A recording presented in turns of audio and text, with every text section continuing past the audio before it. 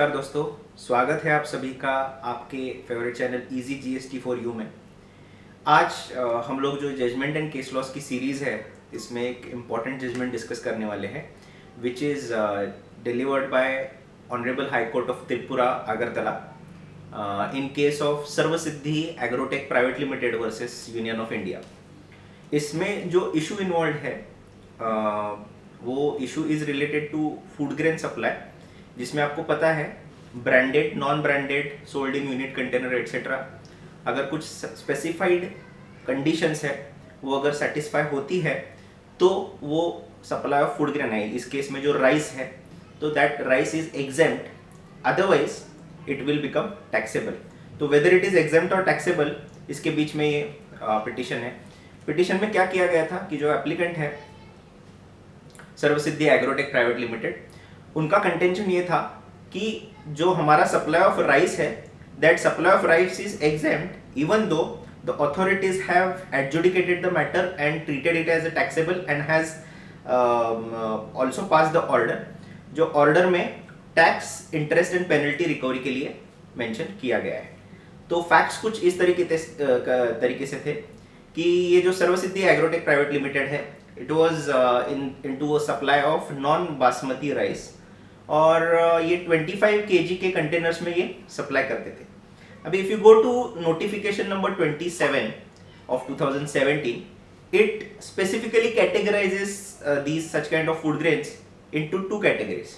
Category number 1 मतलब actually lays down two conditions. अगर वो कंडीशन सेटिस्फाई हो रही है तो it will be a taxable supply, otherwise it is exempt. तो वो कंडीशंस कौन सी है? तो one condition is fix that it is put up in a unit containers, मतलब स्पेसिफाइड यूनिट के कंटेनर्स में वो सप्लाई हो रहा है। एंड सेकेंड कंडीशंस में दो ऑप्शंस है, either of the two if get satisfied along with the first condition, then it will be a taxable. तो उसमें फर्स्ट जो है कि it bears a registered brand या रजिस्टर्ड ट्रेडमार्क या रजिस्टर्ड नेम, जो एक स्पेसिफाइड टर्म है, it is also defined in the notification. तो अगर वो बेयर कर रहा है, if it is registered under specific intellectual property rights in India on specified given date, तो वो टैक्सेबल हो जाएगा। या तो फिर दूसरा है कि if it is not registered but it is capable of having an actionable claim और enforceable right in the courts of law, कि जिसपे क्लेम किया जा सकता है कोर्ट ऑफ लॉ में, having association with a specific brand.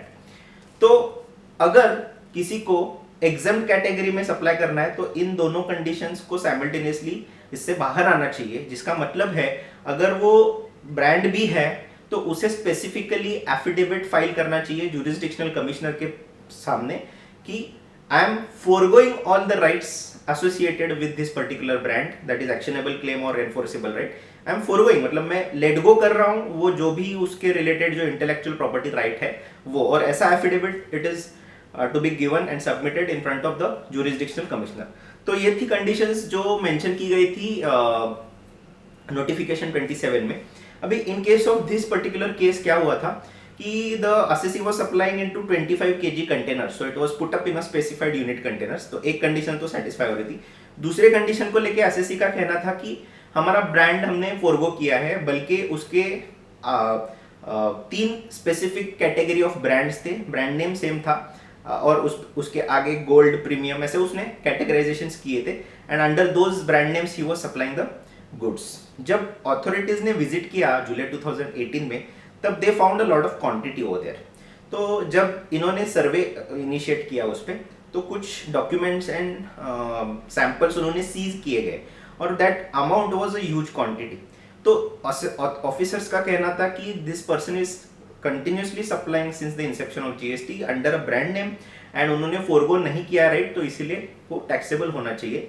बल्कि जो टैक्सेबल पर्सन का कहना था वो ये था कि हमने राइट फोरगो किया है, लेकिन एस्टैब्लिश नहीं कर पाया एसएससी कि उन्होंने वो एफिडेविट टाइमली फाइल किया था करके।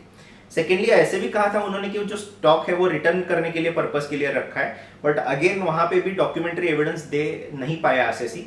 तो इन सबको कंसिडर करके जो पहली फर्स्ट अपील थी वो तो ये की थी, डिस्कार्ड की थी, डिसमिस की थी अपेलेट अथॉरिटी ने, लेकिन ये हाईकोर्ट ने भी इस पिटीशन को डिसमिस किया और कहा गया कि ये टैक्सेबल है and accordingly the adjudication should be completed. तो दोस्तों ये था important discussion about branded non branded food grains related taxability of rice etc commodities.